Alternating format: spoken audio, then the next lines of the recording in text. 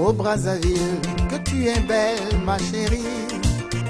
Je t'aimerai toute ma vie, ô Brazzaville. En saison sèche, tu es grise, Brazzaville. Mais une brise suffit pour te rendre plus belle. Brazzaville, à la verte saison, quelle belle parure faite des dorures, des flamboyants. Brazzaville, quelle belle verdure que la nature légua à ta progéniture. Ô Brazzaville, que tu es belle ma chérie. Mesdames et messieurs, bonjour et bonsoir, selon l'heure à laquelle vous nous recevez chez vous. Ravi de vous retrouver dans ce nouveau numéro de Brazza Info, le magazine de la municipalité de Brazzaville. Dans ce numéro, nous mettons un accent particulier sur la question liée à la gestion des espaces dédiés aux activités de la mairie, notamment celle des aires de stationnement payants qui constituent un fil à retordre pour la municipalité de Brazzaville, de même que celle du site censé abriter un cimetière public à Matari, dans le 7e arrondissement Filou. C'est tout pour la façade, les détails à suivre.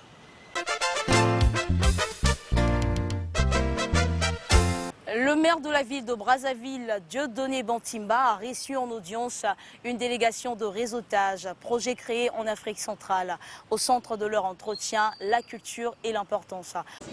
En séjour de travail à Brazzaville, à la faveur du premier événement du réseautage de projet créé en Afrique centrale, la délégation de cette structure a été reçue par le maire de la ville de Brazzaville, Dieudonné Bantimba.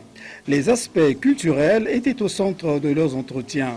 Aussi est-elle venue remercier les autorités de la place pour l'accueil chaleureux qui leur avait été réservé et afficher l'ambition inconditionnelle de relancer le festival panafricain de musique FESPAM. Nous sommes dans la ville de Brazzaville pour le premier événement de réseautage du projet créé en Afrique centrale et nous sommes heureux, nous avons été bien accueillis. Nous sommes à la fin de notre séjour qui s'est très bien déroulé parce que Brazzaville, c'est une ville qui fait partie de notre histoire culturelle aujourd'hui au niveau de la communauté parce que nous sommes à notre deuxième événement. Il faut dire que nous avons le tout premier conseil des ministres de la culture qui s'est tenu à Brazzaville en 2018 et aujourd'hui nous avons le tout premier événement de réseautage du projet créé en Afrique centrale. Ça reste une préoccupation au sein de la communauté parce que nous pensons que pour le rayonnement de notre communauté, il faut que nos festivals avancent, il faut que nous allions de l'avant. Nous croyons au meilleur et nous pensons que le festival, c'est l'affaire de tous. Nous pouvons aller de l'avant. Aussi ont-ils évoqué l'importance de la culture, tant il est vrai que Brazzaville est une ville créative de l'UNESCO et membre du comité exécutif du réseau international des cités gouvernements locaux unis. Notre organisation a plus de 25 ans d'expérience dans le domaine de la coopération culturelle, dans le domaine de la coopération au développement, toujours par le biais de la culture comme un élément de développement humain, social, économique, durable. On a été reçu par monsieur le maire de la ville de Brazzaville. On était en train de parler avec lui donc de l'importance de la culture. On a rappelé que la ville de Brazzaville est aussi membre du comité exécutif du réseau international des cités et gouvernements locaux unis et que donc il porte cette idée que la culture est un élément important de participation citoyenne. Et il nous parlait des projets qui sont en train de mettre en œuvre soit dans le centre-ville de Brazzaville mais aussi dans la périphérie. À Brazzaville, il nous a parlé de plusieurs choses. À Poto Poto, par exemple, un projet de participation citoyenne à partir de la culture. Nous, par contre, je vais vous dire qu'on soutient un projet congolais avec le projet créé en Afrique centrale, qui est celui pour lequel on a été ici aujourd'hui. Donc, il va s'occuper de danse, d'audiovisuel, de cirque.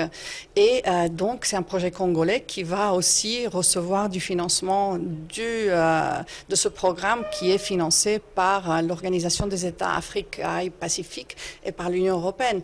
Donc, en fait, je pense qu'on joue depuis plusieurs à côté, mais qu'on porte chacun notre grain de sable à faire que la culture soit plus visible et que, en particulier, ces industries culturelles et créatives soient moteurs de développement territorial.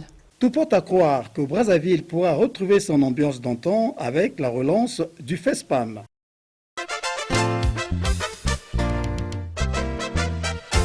Et puis le gouverneur du district 9150 du Rotary International à la tête d'une délégation des Rotariens a échangé avec le premier citoyen de la ville de Brazzaville, Dieudonné Bantimba. Les détails à suivre. Cette délégation des Rotariens a d'abord présenté ses civilités au maire de la ville de Brazzaville, Dieudonné Bantimba. Ensuite, leurs entretiens se sont focalisés sur des activités qu'a toujours organisées le Rotary International à Brazzaville et sur des projets à réaliser, lesquels sont consignés dans leur agenda de travail.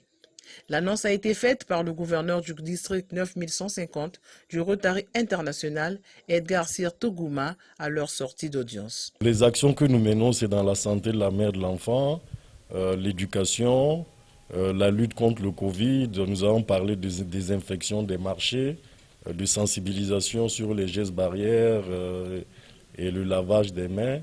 Et nous pensons aussi pouvoir mener des projets pour le développement économique et local, en supportant les femmes et les jeunes qui cherchent à se lancer dans l'entrepreneuriat.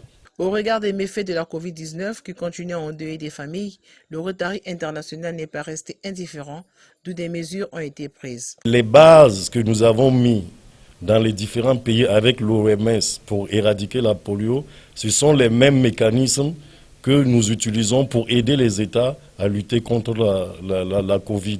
En termes de sensibilisation, et nous avons déjà, comme l'a dit Monsieur le maire, financé quelques actions de nettoyage des marchés et nous allons continuer à le faire. C'est quelque chose qui est dans une de nos priorités parce que vous savez, les Rotary Clubs se réunissent en présentiel.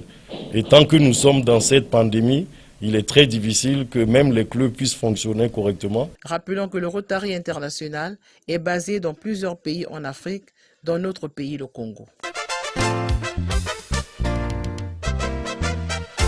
Guy Marius Okana, le premier vice-maire de la ville de Brazzaville, s'est entretenu vendredi dernier avec Madame Aïssatou Wonyu, directrice régionale de l'agence universitaire de la francophonie. Les échanges ont porté autour du partenariat entre l'agence universitaire de la francophonie et l'université Mariangouabi. Les détails à suivre.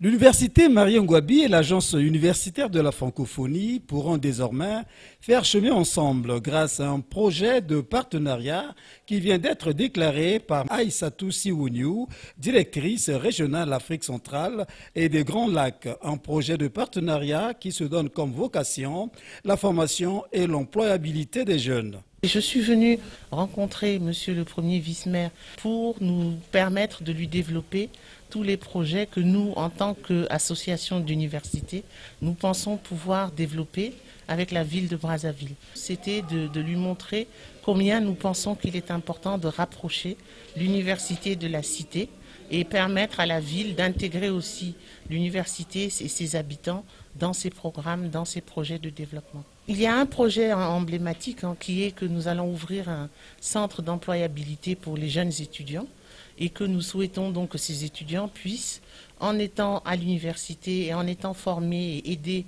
assistés pour leur recherche d'emploi et leur employabilité, que ces étudiants puissent aussi imaginer qu'ils ont un rôle à jouer dans la ville dans laquelle ils vivent et dans laquelle ils étudient. Et ce rôle, ça peut être un rôle de créer des entreprises, par exemple, qui vont permettre de résoudre des problèmes locaux que la ville essaie d'adresser et pour laquelle peut-être elle n'a pas de ressources humaines immédiatement disponibles. Pour le premier vice-maire de Brazzaville, Guy Marius Okana, c'est une très grande opportunité qui pourra même booster le domaine de l'agriculture. Et vous savez que l'université est le berceau de l'intelligence et de la recherche. Et les jeunes sont formés, ils vivent dans les villes. Et au finish, il faudrait qu'ils soient amenés sur le chemin de l'emploi.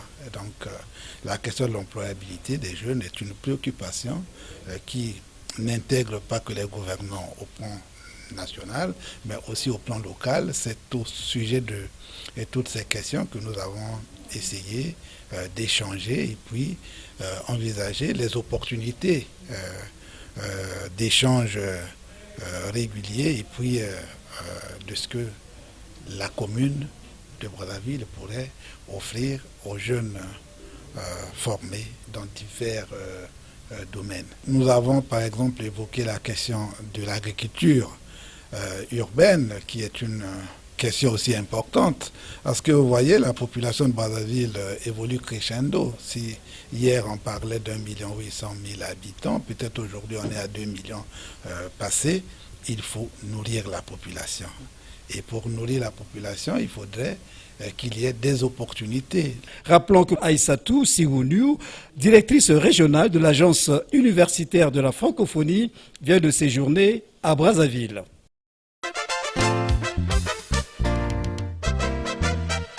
Le deuxième vice-président du conseil départemental et municipal de Brazzaville, deuxième adjoint au maire, Philibert Malonga, était face aux tenanciers des aires de stationnement payant. Objectif, apporter de nouvelles réformes à la gestion des aires de stationnement payant. Retrouvons Armand Firmin à Wéné. Cette rencontre a permis aux tenanciers des aires de stationnement payants de faire connaître les difficultés auxquelles ils sont confrontés, entre autres le harcèlement par des tierces avec des prétextes fallacieux afin d'obtenir des billets de banque, occasionnant ainsi l'évasion fiscale. Aussi ont-ils reconnu la confiance faite à leur endroit par l'autorité municipale en leur concédant la gestion des espaces propriété de la mairie de Brazzaville. Je vous remercie encore de plus de cette initiative que vous avez faite à nous, la population congolaise qui dirigeons les aires de stationnement en régie indirecte.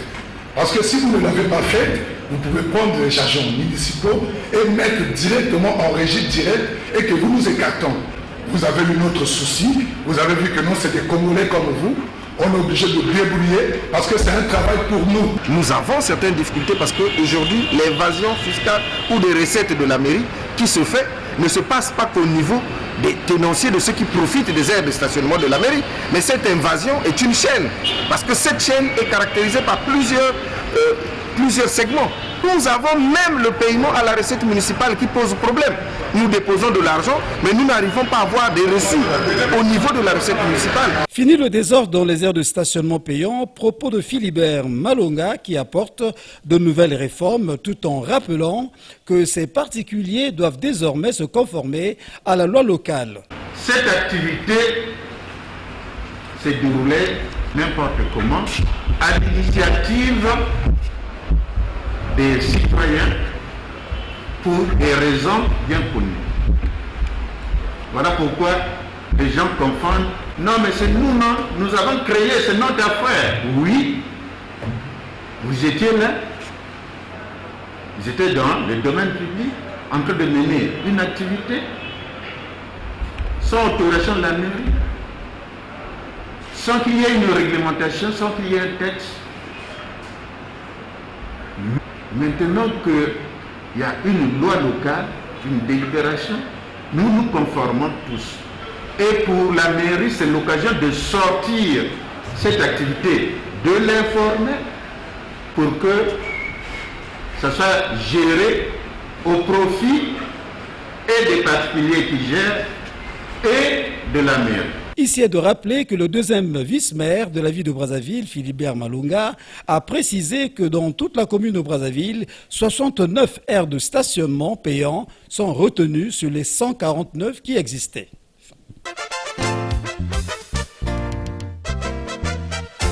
Brazza Info s'est aussi intéressé à un phénomène dans nos quartiers. Eh bien, il s'agit du phénomène des nuisances sonores et l'inquiétude des populations est mise à mal par ce phénomène, nous dit Alex Ngolo. Le Brazzavillien se soucie-t-il véritablement de son semblable? À dire vrai, non, au regard de ce qu'on observe à travers la ville capitale. Lorsque vous êtes de passage sur l'avenue de la Paix, vous avez la nette impression de se retrouver dans un autre monde. Bien sûr à cause du bruit infernal provenant des appareils électroniques des tenanciers des structures de vente des téléphones portables et autres kiosques de transfert des chansons implantés le long de cette avenue, lesquels déversent quotidiennement des décibels dans le but d'attirer la clientèle. Au jour le jour, on voit que les voiries, les grandes artères surtout de la ville de Brazzaville sont vraiment insupportables si vous êtes en train de faire les 100 pas à pied ou même à voiture. Donc vous constatez que la sonorisation gagne l'ampleur, l'air est pollué, on ne peut pas être à l'aise. Et ça interpelle les autorités, aussi bien nationales que municipales. Et pourtant, l'exercice d'une telle activité est soumise à une autorisation du moins signée par les autorités compétentes, laquelle demande à ces structures d'éviter surtout de déranger le voisinage pour cause de nuisances sonores. La population le fait de façon délibérée et que les autorités ne puissent pas continuer à les regarder faire. La mauvaise manière de faire des conducteurs de véhicules qui non seulement klaxonnent à tout moment et n'importe où, mais aussi et surtout transformer leurs véhicules en des caves parce qu'ils se seraient acquittés des droits d'auteur, mais aussi mal à l'aise des citoyens à avouer ce chauffeur. Ça dépend des chauffeurs. Tu es avec un client, le client dit mais papa, diminue d'abord ta musique là. Lui, il s'en fout. Je fais mon travail logique des clients. Si mon client me dit que non papa, diminue d'abord ta musique, je vais diminuer. S'il n'est pas malade, mais il peut dire que non, il y a le soleil. Tout ceci est pourtant réglementé par le code de la route CEMAC. La conduite automobile est réglementée par le code de la route. Donc si aujourd'hui un chauffeur se met à klaxonner à tout bout de champ, c'est qu'il n'a pas appris le code. Dans la nuit, il interdit aux conducteurs de klaxonner devant les hôpitaux, devant les écoles, devant les institutions étatiques par exemple. La route doit parler dans ce sens qu'aujourd'hui avec la décentralisation, le maire de la ville peut à certains endroits décider qu'il y ait des panneaux par exemple de signalisation pour ne pas klaxonner. Les bars dancing, les églises qui poussent comme des champignons dans les différents quartiers de la ville capitale, les radios Matanga dérangent aussi la quiétude des paisibles citoyens. Nous sommes là, il y a des églises, dans une ruelle il peut en avoir 3-4 églises, on ne comprend pas. Il y a une église là qui se met à prier, ils commencent à prier de 7h ou 6h jusqu'au moins 21h. Des cris et des chants avec la sonorisation qui dérange tout le monde. Le directeur de l'environnement et de la propriété de la ville persiste ces signes. Il faut non seulement sensibiliser et conscientiser les populations, mais aussi et surtout infliger des amendes pour qu'elles se conforment à la réglementation en vigueur. Nous ne sommes pas ici à la mairie contre la population, mais nous sommes avec la population pour que tous ici dans la ville, nous nous sentons chez nous et que nous nous sentons aussi bien et que Brazzaville fasse bon y vivre. Alors, on procédera par la sensibilisation, mais il me semble que la population ne semble pas prendre cela au sérieux. Il nous faut arriver à quelque chose de plus fort, plus efficace que la simple sensibilisation. Donc je crois, en l'occurrence, c'est la frappe d'une amende. Quand on va sous d'autres cieux, les églises ne perturbent pas la population. On peut parler doucement, la puissance de Dieu, elle va toujours agir. Donc je crois que les églises doivent aussi prendre conscience de ne pas aussi importuner la population. Et si vous rentrez dans une église qui, par exemple, a même 10 personnes, mais on préfère parler au micro, on préfère crier, parler fort, comme pour chasser les démons avec la voix forte. Non, non, le démon, lui, je pense qu'il rit quand la personne fait de sa propre force. Nul n'étant au-dessus de la loi, chacun où qu'il se trouve, non seulement doit se conformer à la réglementation en vigueur, mais aussi et surtout comprendre que sa liberté s'arrête là où commence celle de l'autre.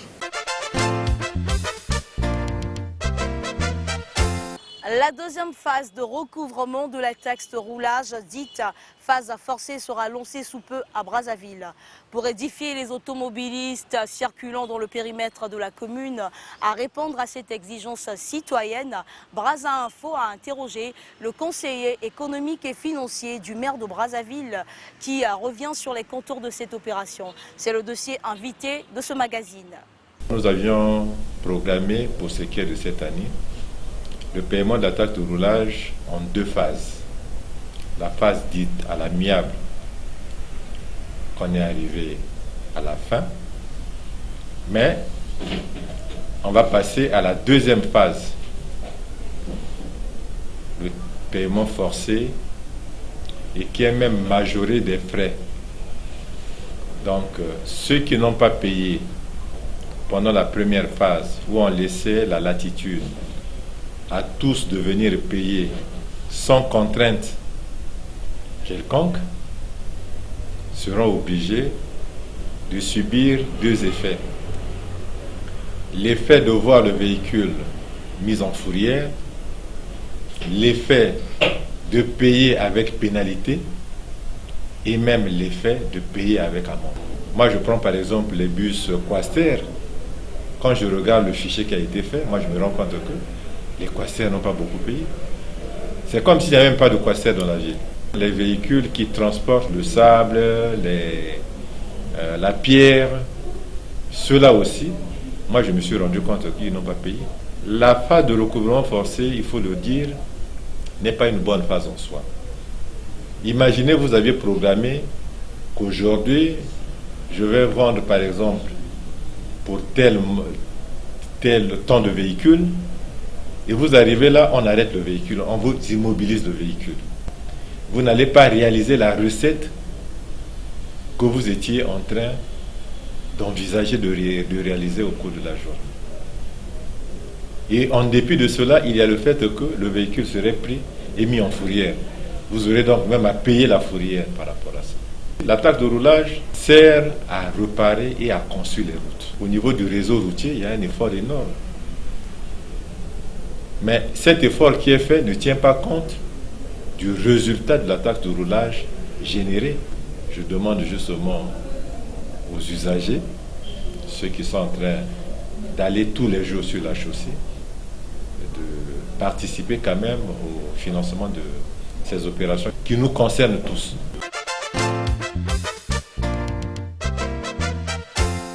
Dans notre rubrique Les repères historiques de Brazzaville, notre reporter Alexis de la Rivière nous emmène au port, quartier, marché Yoro, que nombreux ignorent l'origine de ce nom. Alors pourquoi le nom Yoro? La réponse avec Alexis de la Rivière.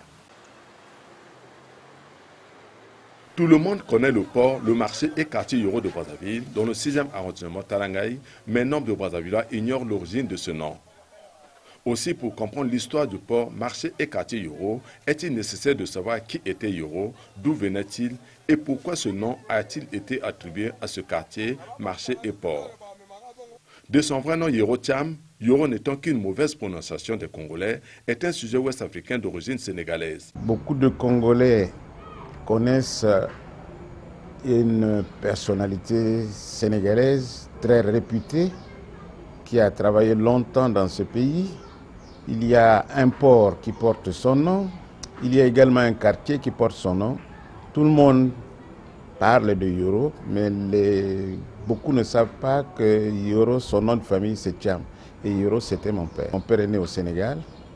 Il était né le 7 février 1893.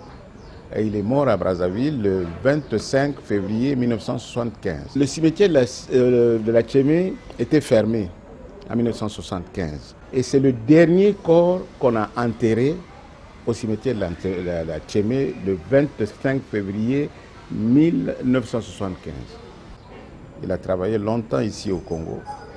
Et il a été recruté par la colonisation à l'époque pour venir comme contremaître travailler à la construction du chemin de fer Congo-Océan.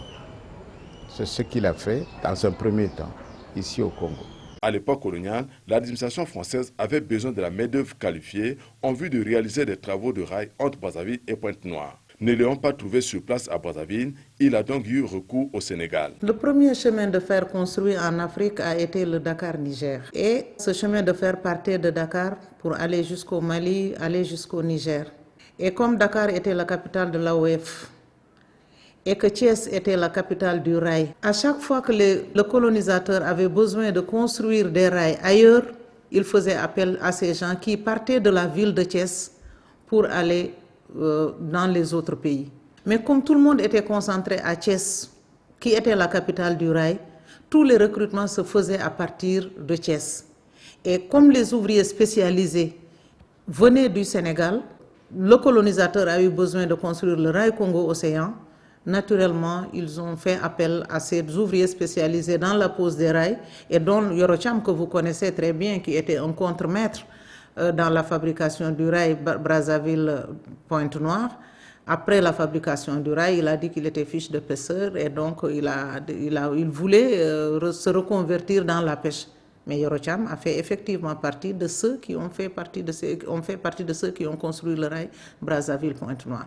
C'est donc par le biais de recrutement que Yoro Thiam est arrivé pour la première fois à Brazzaville le 7 février 1909 en transitant par Matadi et Léopoldville, aujourd'hui Kinshasa. En 1912, il tombe malade et sera évacué au Sénégal pour des soins médicaux. Il revient à Brazzaville pour la deuxième fois en 1921. De tous les ouvriers ramenés de l'Afrique de l'Ouest par le colonisateur, Yoro est le seul à avoir joué un rôle très important dans la pose de rails entre Brazzaville et Pointe-Noire. Contremaître dans l'équipe des ouvriers chargés de poser les rails dans le tronçon Brazzaville-Goma-Tietie, Yoro avait sous son autorité 1 million d'ouvriers, aussi bien des Congolais que des ressortissants des pays de l'Afrique équatoriale française, AEF en sigle. À la fin des travaux du chemin de fer Congo-Océan en 1934, puisqu'il fut fils de pêcheurs sénégalais, le gouverneur général Raphaël Antonetti lui proposa de s'occuper de la pêche pour ravitailler Brazzaville en poissons frais. Il accepte et on le nomme chef de pêcheur. Il se trouvait qu'il avait comme ami le gouverneur général Antonetti, qui le connaissait très bien. Et ils ont eu des discussions, il a parlé de son passé, que ses parents étaient des pêcheurs, des grands pêcheurs et tout. À l'inauguration du chemin de fer Congo-Océan, le gouverneur Antonetti lui a demandé, il dit, mais maintenant, qu'est-ce que vous allez faire? Pourquoi ne pas apprendre aux Congolais la grande pêche comme ça s'est fait au Sénégal? Il a accepté volontiers parce qu'il a grandi avec son père, c'était comme ça. Voilà comment ce monsieur va s'installer en Pila, qu'on appelait à l'époque Kimpila. Le village de pêche de Yoro Thiam se situait derrière l'actuelle base de la Marine nationale. Yoro fut donc le premier pêcheur à introduire de longs filets de centaines de mètres et de dizaines de mètres de diamètre. Il avait sous son autorité environ 800 pêcheurs congolais d'ethnies différentes. Il a recruté beaucoup de Congolais. Les tout premiers qui ont travaillé avec lui, c'était nos amis de Gambouma, c'était les Gangoulo. Ils ont travaillé pendant des années. Et lui, le travail qu'il faisait, c'est lui qui nourrissait les prisonniers. C'est lui qui participait et qui gagnait chaque année à ce qu'on appelait ici comice agricole. C'était une foire agricole à l'époque, devant la mairie de Brazzaville. Il gagnait toujours du côté de la pêche. Il a travaillé, puis vous savez, une bonne partie de ces employés, ce n'est pas une grève, ils sont partis s'installer là où on appelle actuellement le port Yoro. Yoro Thiam devient rapidement célèbre grâce à ses revenus et du même coup, son port d'attache fut baptisé de son nom. Parallèlement à son équipe, le peuple batéké de Mpila pratiquait eux aussi la pêche. Ils avaient le port, mais qui n'avait pas de renommée de celui de Yoro Thiam. Chemin faisant, l'influence de Yoro va s'étendre sur toute la France fluviale de Brazzaville en imposant son nom sur le quartier, marché et port de Yoro. Notre père s'est installé là où il y a actuellement l'abattoir. Mpila. Le quartier Yoro actuel, ça s'appelait là-bas Kimpila Ngamba, parce qu'il y avait un chef batéké qui rayonnait là-bas, qui s'appelait Ngamba. Là-bas, on appelait Kimpila Ngamba. Bon, je ne sais pas comment ça s'est passé, puis les choses ont évolué autrement. Le nom qui est resté, Yoro. Mais là où il y a l'actuel port Yoro, ce n'était pas là-bas.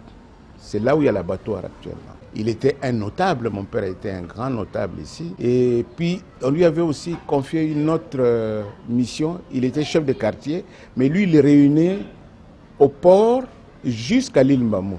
À l'époque, c'est lui qui prélevait les impôts. Voilà pour l'administration. Port de vente de manioc cru en provenance de la partie nord du pays à l'origine. En 50 ans, le port de Yoro a connu une cure de modernisation avec la construction des infrastructures qui habitent les différents services déconcentrés de l'État qui évoluent dans ce secteur. Cependant, le quartier et le marché demeurent toujours dans un état précaire. Mesdames et messieurs, merci à vous d'avoir suivi ce numéro de Brazza Info, numéro que nous dédions à Alexis de la Rivière à l'occasion de la célébration ce 5 novembre de son jour anniversaire. À très bientôt.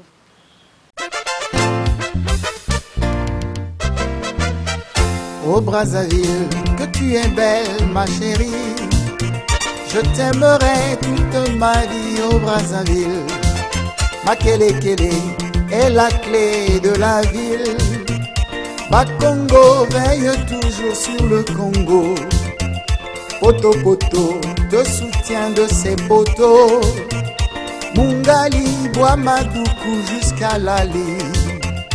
Et Wenze, hospitalier, accueille tout le monde.